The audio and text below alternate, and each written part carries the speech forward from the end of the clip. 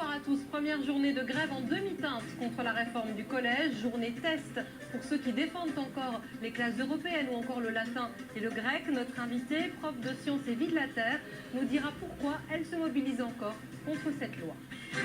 Rentrée compliquée aussi pour les étudiants en ostéopathie. Les nouveaux critères obligent nombre d'écoles à fermer. Les étudiants ont dû trouver asile dans d'autres établissements.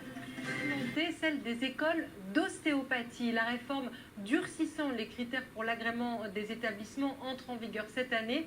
En juillet, 17 écoles ont été recalées, contraignant leurs étudiants à trouver un point de chute en urgence. Reportage Sybille Bromberg, Olivier Palomino. Voilà tout ce qu'il reste du collège ostéopathique de Nantes. Une succession de salles vides. Comme 17 autres écoles en France, l'établissement n'a pas obtenu le renouvellement de son agrément par le ministère de la Santé. On aurait dû faire notre rentrée lundi et voilà, c'est une salle vide qu'on a aujourd'hui. C'est la fin de notre école et c'est triste. La cause de cet échec, des locaux trop chers. L'école nantaise n'a pas pu prouver sa pérennité financière malgré ses 11 ans d'existence. Glenn Baudouin fait partie des 263 étudiants de cette école. En quelques semaines, il a dû trouver un autre établissement. On l'a su le matin et l'après-midi même, on était déjà en train d'appeler toutes les écoles, on était déjà en train de déposer les dossiers, faire des lettres de motivation, voilà. Et ça a été très très rapide. C'est à Rennes que Glenn a été admis. La directrice de cette école a accueilli en urgence 32 nouveaux venus.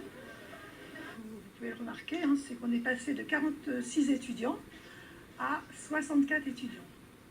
Glenn entame sa 5e année, celle du diplôme.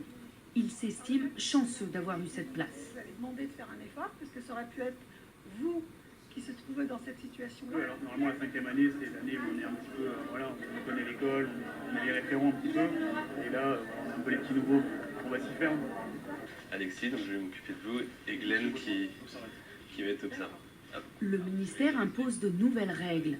Désormais, les élèves doivent effectuer 150 consultations au cours de leur formation, dont un tiers au sein de l'établissement, dans des locaux adaptés. Et vous pouvez repartir. Allez, allez-y. Pendant que Glenn observe, un tuteur supervise la séance. Il doit pratiquer l'ostéopathie depuis au moins 5 ans. Douleur dans le bas du dos, puis les genoux.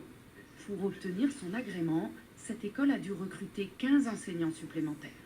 Il a fallu trouver le nombre d'enseignants nécessaires, donc, puisque maintenant il faut 1 pour 25, donc il faut une ressource humaine très importante. Il faut beaucoup d'ostéopathes qui ont plus de 5 ans. Il faut aussi des médecins, des chirurgiens, des psychologues et des universitaires pour donner les cours. Parmi les écoles qui n'ont pas eu l'agrément, une partie a entamé un recours devant le Conseil d'État. Glenn et ses camarades, eux, devraient obtenir leur diplôme l'année prochaine.